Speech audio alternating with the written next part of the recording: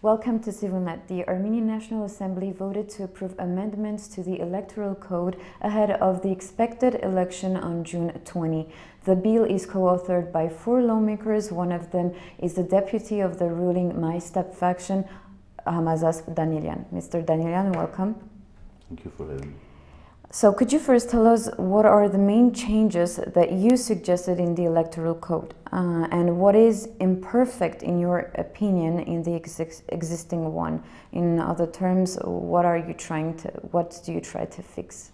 Well, if we are referring to the yesterday's vote, it is simply about eliminating territorial lists, so-called highlighting system, and finally implementing full simple majoritarian system.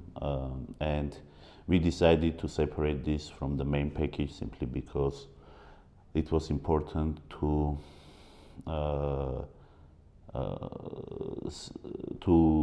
announce to the world, so to say, and especially to political parties, that what has been on the table for the last 2 years, actually last 5 years, since the moment it was introduced, the criticism towards the system was immense, and there was overwhelming consensus among political parties, experts, etc., that this should be eliminated, that it will be eliminated before the snap elections.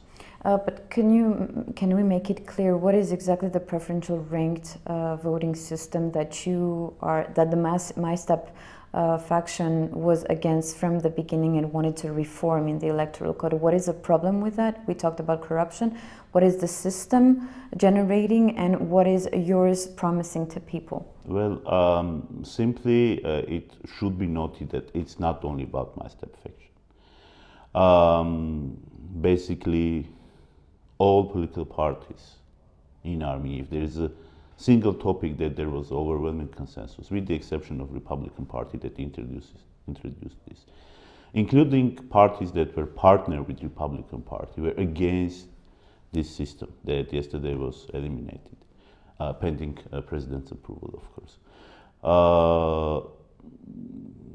There are so many aspects of why this was criticized, but few of the most important are: first, we talk about proportional system, and we talk about program-based politics, parties competing for votes, while this system makes it more personalized, and in the regions, I'm not talking about outside of here, including in Yerevan, in the territorial districts, oftentimes the electoral campaign is about individuals who oftentimes even are not associated with the parties. But while a citizen votes for these individuals, automatically the vote also goes for the party. This makes the campaign heavily relying on resources, financial resources, other types of resources, personal networks, employees, etc., etc. This system is, third argument, is very complicated. There are hardly a few individuals in Armenia that can explain and understand all details of the system, how the seats are being allocated. Only recently, we suggested our partner organization, IRI, in their poll to ask people about to which degree they understand how the seats at the parliament are allocating. And 90% admitted that they had difficulty to understand, simply because system is overly complicated. Now we instituted simple majoritarian system, which is very easy to grasp, very easy to understand, and therefore citizens will have less difficulty in making their political choices. And I want to underline that these choices are not only about parliament, because we are a parliamentary system. These choices also reflect the executive branch. So you talked about the fact that not only a MyStep faction was for a reform of the Electoral Code, but also other parties. But the opposition, particularly the Bright Armenia Party, is against these changes. They argue that an open list proportional electoral system is the best for Armenia, and it is wrong to abolish the preferential ranked voting method and hold early elections with a closed list system. What do you think about that? Instead of arguing, I will just share with you two facts. Fact number one, same Bright Armenia Party, only 9 months ago, voted and co-authored another big package of electoral reform with which we instituted simple majoritarian system for local governance. Back then, I don't remember their criticism about open lists, suggesting open lists. They voted for instituting the same system that we voted yesterday, and it was only 9 months ago. Secondly, without going into details about the advantages and disadvantages of each of the systems, every system has it. It is a fact that it is impossible to have this system instituted for June elections. Technically, it's simply impossible because by this move, we simplify the system. Therefore, for election organizers, election management bodies, it's easy to implement. Actually, their workload becomes significantly less compared to what we have now. With this system that Bright Army is suggesting, and they admit it will mean that we won't be able to have snap elections with this system for another, I don't know, at least 3 to 6 months. Meanwhile, they also demand early elections as soon as possible. Therefore, I think it's up to Bright Army to decide which is priority for them, open lists or snap elections, early snap elections. So in this package that you suggested, there were some points that were not included in yesterday's voting. That includes the administration staff reform, but also the accessibility to voting polls for people with disabilities. So why were these points, why weren't they in the package? Do you plan to have them? This is a very important question, actually. Thank you for asking it, because I think among public there was certain misunderstanding about what was the package yesterday.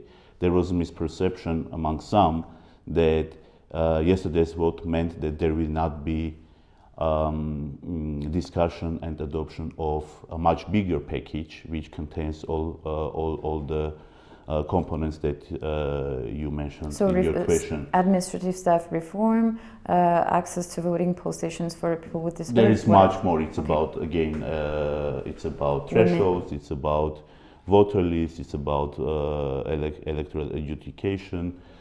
Basically, all main aspects of the Electoral Code are going to be discussed in this bigger package, which we are going to discuss in a normal procedure, not expedited procedure, what we did yesterday. And as I already mentioned, we decided to separate this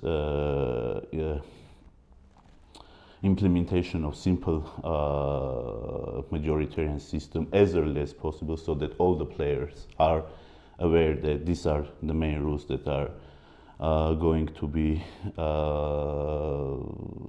implemented during snap elections.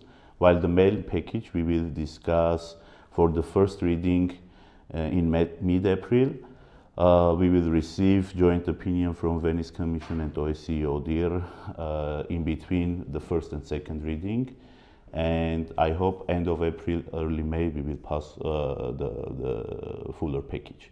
Of course, there will be some sections in this bigger package that will not be possible to implement. Simply technically, it will be impossible to implement for June 20 snap elections, but it will be in the law, and after that, local governance elections and national elections will be conducted according to these improved regulations, which enhance transparency, quality, effectiveness of elections. One of the suggestions of the package is, as I said, the better access to voting polls for people with disabilities. Now that will you be able to implement this accessibility for June 20 or not? If so, if you are able, how will you organize, who will organize this? How are you going to do to implement all this, knowing that you have a very limited time to achieve these goals, plus knowing that the number of people with disabilities has increased because of the war? It depends on what regulation we are talking about. I can separate probably four main aspects that are in the bill that would contribute to enhancing access of voters with disabilities to the voting process. First, it is about polling stations and giving individuals who have difficulty, mobility difficulty, to be aware about the precincts that are accessible and submit electronically requests to be able to vote in these different districts. In general, I should underline that accessibility to buildings in general, including public buildings, is a big issue in Armenia, and it's something to be solved regardless of elections. It's a bigger issue that is not tied to elections. This could be done, for example. The second is for public TV, we envisage that campaign materials would be also broadcasted in sign language. Is it correct in English? I think that is also doable. But for example, the aspect that refers to increasing accessibility of CEC website for people who have difficulty with vision is something that probably technically will not be possible to implement. But we will have it in the Electoral Code, and this will be implemented later. After the voting, there were also discussions about other changes that might take place. Are these the final changes, or do you plan to have also other changes besides the package you suggested? Or is it the final one? Well, I mean, the details are still up for discussion, therefore we will have the first reading and second reading. And I hope at least on those aspects we will see more constructive approach coming from oppositional factions. But talking about a new package is simply not feasible in terms of timing. Therefore, this package that we have, which actually is a result of many months of work, very inclusive work, it contains almost everything that we can think of, and it is also difficult for me at least, to come up with new suggestions that what should be added. So what we have on the table is a very comprehensive package, and it is very important that we have one more round of thorough discussion before the adoption. Thank you very much for this talk. Thank you for the invitation. Thank you for watching, and continue to follow CivilNet.